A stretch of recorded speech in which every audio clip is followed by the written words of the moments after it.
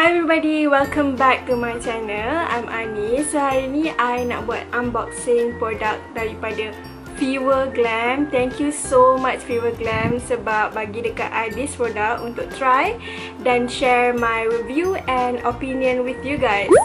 So, hari ni I dapat 3 produk daripada Feverglam. If you guys want to know my review on Feverglam products, keep on watching. Before that, I nak tanya hampa pernah dengar tak produk Feverglam? Sebab kalau hampa tak pernah dengar, where you guys have been? Sebab I rasa ever since I start buat makeup videos on Instagram, I rasa Feverglam always been around. So Feverglam ni bukanlah satu jenama yang baru. And the first product yang I nak review is their 2-time marker.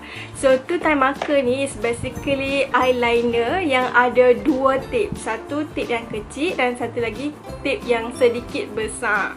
So dia sangat-sangat versatile sebab untuk yang kecil ni you boleh guna untuk lukis dekat dengan line mata tu, and then untuk tip yang besar ni boleh guna untuk lukis dia punya wing. Dia punya tip sangat sturdy tapi tak keras and dia tak sakitkan kita punya eyelid. Macam certain eyeliner yang macam marker and very sturdy, sometimes bila kita macam lukis tu dia akan buat kita punya eyelid tu merah-merah and sakit. But this one dia tak akan buat benda tu. And the second thing yang I suka, dia punya colour dia tak macam koko ke, dia tak perang-perang ke, dia very jet black. And then eyeliner ni juga dia tahan lama dan dia smudge proof dan dia waterproof. Last kali yang bestnya pasal eyeliner ni, dia sangat-sangat senang untuk kita remove.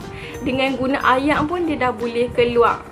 So it's a very nice eyeliner. Sebab certain eyeliner dia akan cause smudge kan, dekat bawah mata ni jadi burung hantu sah. Okay, moving on to the next product, which is their double design mascara. And mascara ni yang buat dia lain sikit daripada mascara yang ada dekat luar sana is dia mild dengan double bristle, which is double orang kata dia punya berus itu. Kalau yang brand yang lain tu dia buat 2 berus, satu berus untuk bulu mata atas dan satu berus untuk bulu mata bawah.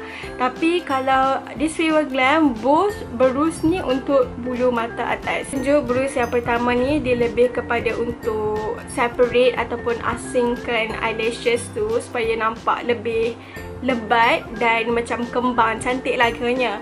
And the second one ataupun berus yang kedua ni, nampak tu punya function dia untuk memanjangkan lagi bulu mata kita. Mascara ni juga senang untuk buang, and bila kita cuci makeup tu dia takkan smudge, and colour dia sama macam eyeliner tadi, very jet black. Moving on to the next product, which is their Superstay Lipmatte by Feverglam. So this Superstay Lipmatte is limited edition and I dapat dalam kod Brave. I really like this color, and dalam video ni pun I pakai lipstick ni, I mix dengan color nude. Color dia memang sangat cantik. Kalau you pakai lipstick ni saja dia akan nampak bold and dia lebih kepada orange. This Superstay Lip Matte macam dia punya nama lah, dia memang tahan lama and dia mild dalam a few shades. Saya akan letak dekat sini, so you guys boleh carilah ataupun pilih shade yang hampa suka. That's all for this video and the review of this product. Overall, I like